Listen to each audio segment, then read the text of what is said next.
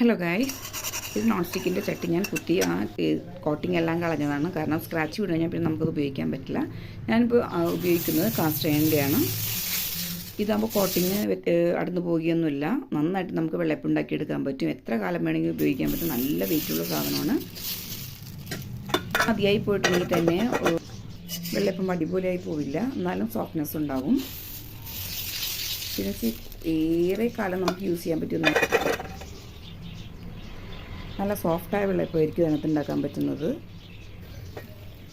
എന്തായാലും നിങ്ങൾ non stick പാടി ഒഴിവാക്കുന്നതാണ് നല്ലത്. നമുക്കത്ര ഹെൽത്തി ആയിട്ടുള്ളതല്ല അതിൻ്റെ ടഫൺ കോട്ടിങ്. മാവിൻ്റെ കൺസിസ്റ്റൻസി ഇതാണ്. ഞാൻ ഇതിൻ്റെ ലിങ്ക് ഡിസ്ക്രിപ്ഷനിൽ കൊടുക്കുന്നുണ്ട്. എന്തായാലും നിങ്ങൾ ഇത് ഒഴിവാക്കുക, നോൺ സ്റ്റിക്കിൻ്റെത്. ഇതിൻ്റെ ഫ്ലെയിം ഈ ലെവലിൽ വെച്ചാൽ മതി. എന്തായാലും ഇതിൻ്റെ ആവശ്യം കഴിയുമ്പോൾ ഇത് കഴുകരുത്.